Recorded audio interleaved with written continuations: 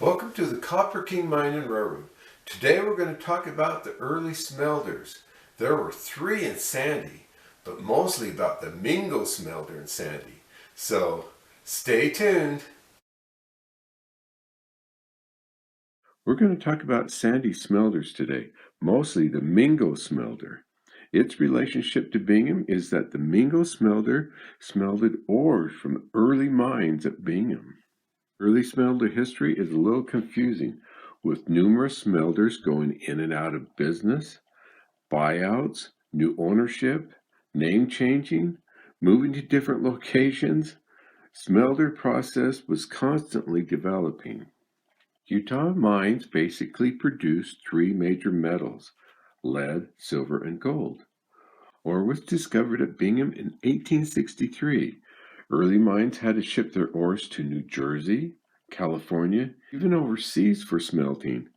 With the coming of the railroad in 1869, Omaha became the closest smelter. No wonder Utah began to construct their own smelters. The early Utah smelters were primitive, rude reduction smelters. These smelters could only reduce ore down to 1/3 of its bulk.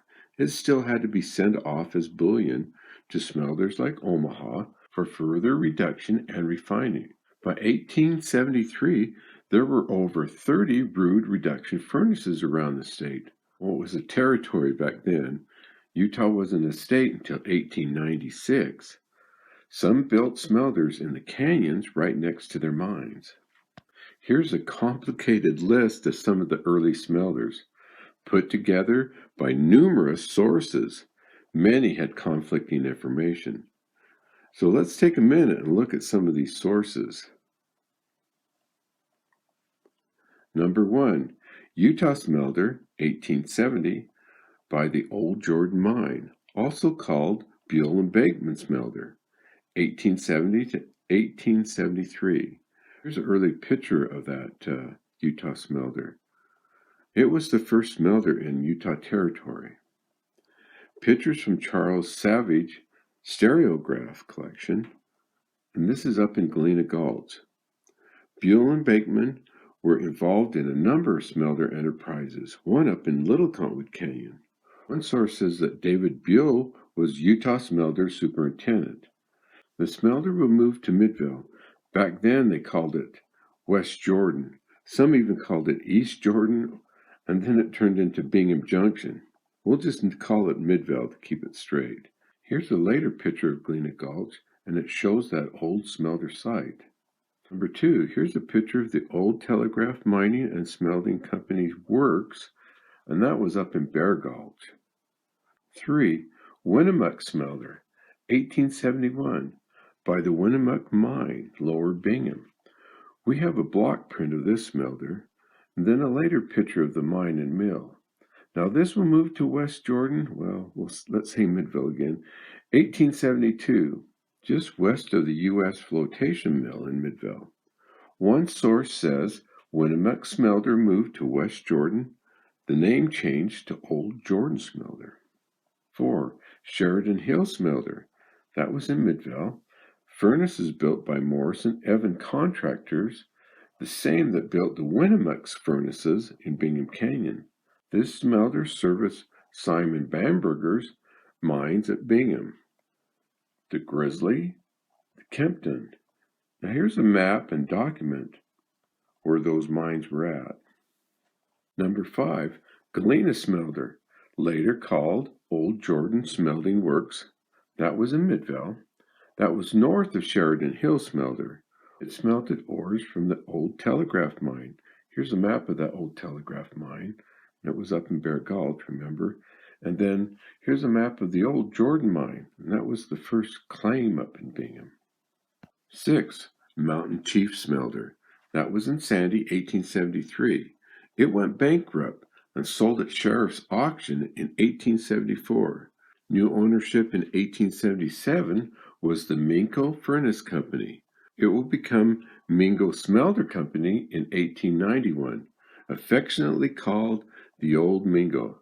Now this is what we're going to talk about today. Number 7, Davenport Smelter. This was at the mouth of Little Cottonwood Canyon, called Tannersville, later Granite. There were 3 smelters here at the mouth of the Little Cottonwood Canyon.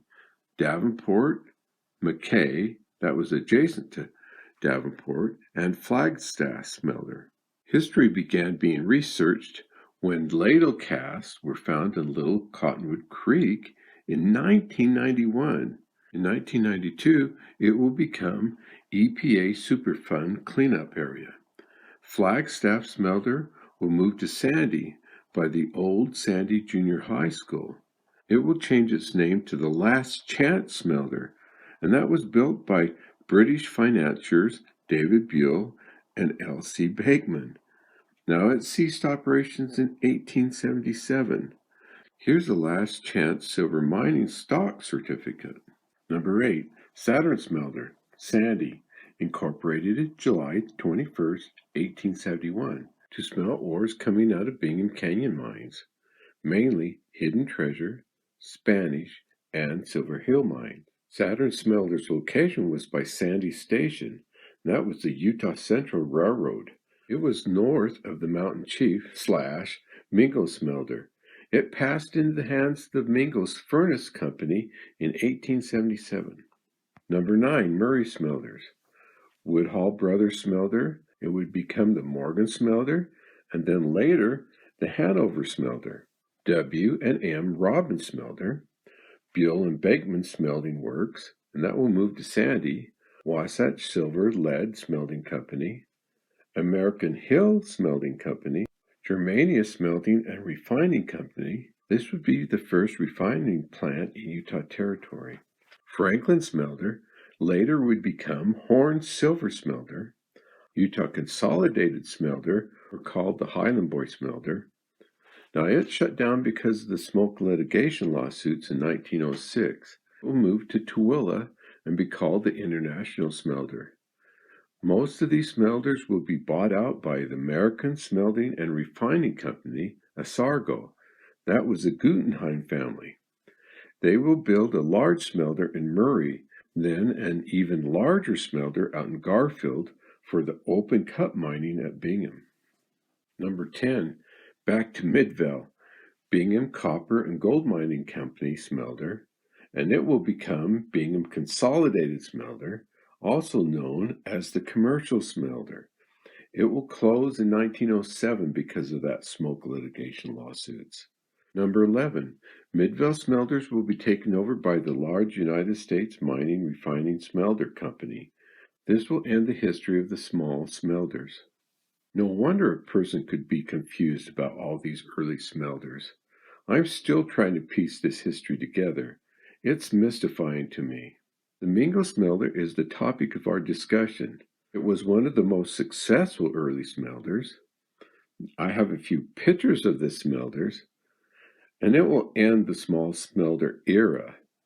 And I like the name, Mingo. It's like bingo. As stated, the Mingo Smelter was successful. Early smelters failed. They had mismanagement, investors were deceived, they were falsifying mine's true output, and the smelter's productivity. Another reason for these smelters' failures was lack of technology. Furnace brick or refractory brick was not available until 1870s. The wrong furnaces were used. McKenzie's and Coppola furnaces were used to smelt iron ore. Not until the reverberatory furnace were used that the smelters made money. It is said that the smelters dumped more precious metal on the slag dump than it saved in the bullion. Yes, many of these old slag dumps were reprocessed. Mingo's first year, 1877, employed 65 men, produced 3,049 tons of lead,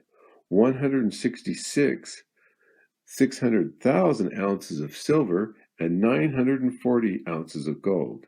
They would generate 16 carloads of bullion per week, supervised by John A. Knapp. From the Daughters of the Utah Pioneers, marker 470. By 1881, it produced 9 million pounds of unrefined metal, which was shipped to Pennsylvania, providing work for 500 to 1,200 men. 1882 produced high-quality bullion, the most complete smelting works, said Salt Lake Tribune. Large fire devastated the plant in 1887. Rebuilt, it started up June 1888. Mingo Smelter during 1890 produced large amounts of bullion, more than any other smelter in Utah at the time. The name changed in July 1891 from Mingo Furnace Company to Mingo Smelter Company. The Mingo Smelter will close April 1901, purchased by the large American Smelting and Refining Company in Murray. Here's an aerial view of the Mingo Smelter site. That was 90th South and State Street. This was taken in the 1990s sometime. Note the red dot. That's all what's left of the slag dump. Now it's the Sandy Health and Rehab. In front, the Daughters of the Pioneer marker and the old ore car. Here's a short video clip of the Mingo Smelter site. The year is 2020. Ending the small smelters.